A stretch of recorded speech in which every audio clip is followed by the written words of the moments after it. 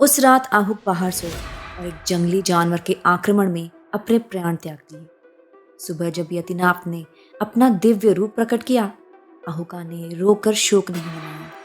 उसने अपने पति के बलिदान को एक पवित्र त्याग माना और स्वयं अग्नि में समर्पित हो गई। ये था भक्ति का उच्चतम रूप, जहां भक्त अपने भगवान के लिए सब कुछ त्याग देता है।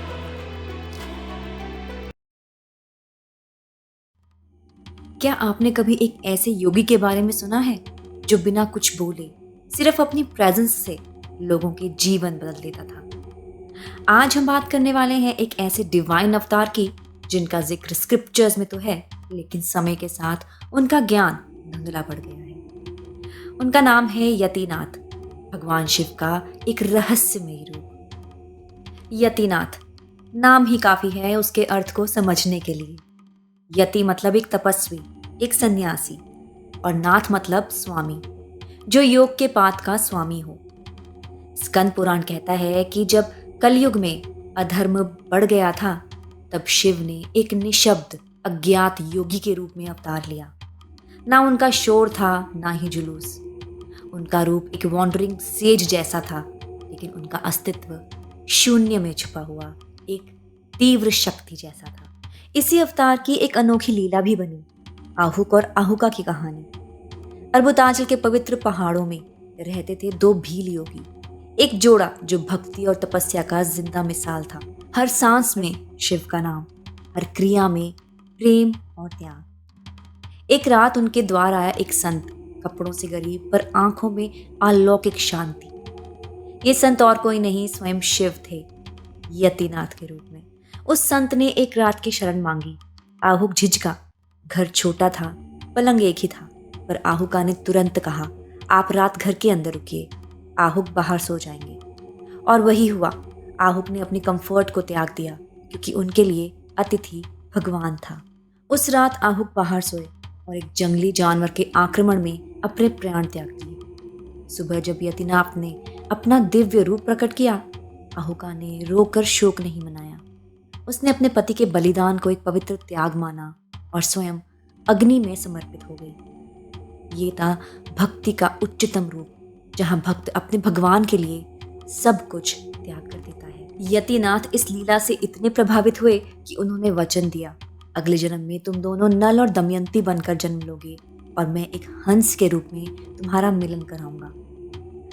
अरबुतांचल की वो भूमि आज भी जानी जाती है, जहां अचलेश्वर शिवलिंग स्थापित है। ये शिवलिंग उस त्याग, उस भक्ति और उस मिलन का प्रतीक है। ये कहानी हमें सिर्फ एक लीला नहीं बताती, ये एक स्पिरिचुअल मिरर है। क्या हम आज भी मेहमान को भगवान समझ पाते हैं? क्या हम अपने कंफर्ट से परे किसी और के लिए कुछ त्याग कर पाते हैं? शायद हर अनजान व्यक्ति जिसे हम मिलते हों एक टेस्ट हो, शायद वही यतिनाथ हो, शायद वही शिव हो। यतिनाथ किसी राजा के दरबार में नहीं आए, ना किसी मठ में बैठकर प्रवचन दिए। वो तो बस चलते रहे, जंगलों में, शहर के किनारों पर और लोगों के बीच। जो सच्चा सीकर होता था, वो उनकी आंखों में सारी बात समझ लेता था। उनका योग उनकी बॉडी में नहीं, उनकी ऑरा में था। उनका उपदेश शब्द से नहीं, सन्नाटे से था, और इसी सन्नाटे में छुपी थी उनकी शक्ति। उन्होंने कभी किसी ग्रंथ का पाठ नहीं किया, ना ही किसी को ज्ञान दिया।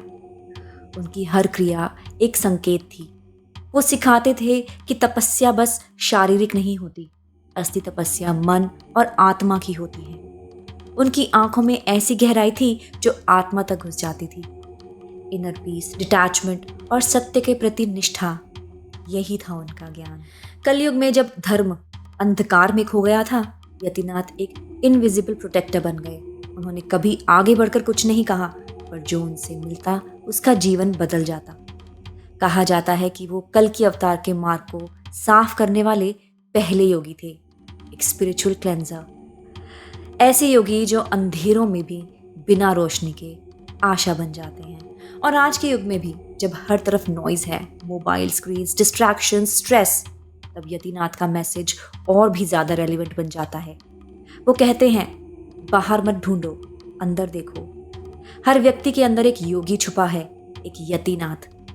जब तुम सन्नाटे में जाते हो, तभी असली शब्द सुनाई देते हैं। Yatinath is not just an avatar, he is a mirror of our inner potential. Yatinath का अवतार सिर्फ एक कहानी नहीं है, ये एक यात्रा है आउटर साइलेंस से इनर अवेकनिंग की। जब आप किसी अतिथि का स्वागत करते हैं, जब आप बिना शब्द के किसी के दुख को समझते हैं, तब आप यतिनाथ के मार्ग पर चल रहे होते हैं। भक्ति बिना दिखावे के भी हो सकती है और त्याग बिना दर्द के भी पवित्र हो सकता है। आखिर में क्वेश्चन सिर्फ इतना है, क्या मेरे अंदर भी एक यतिनाथ छुपे हैं? जब शब्द समाप्त हो जाएं, तभी यतिनाथ बोलते हैं। अगर आपको ये कहानी पसंद आई तो लाइक और शेयर जरूर करें।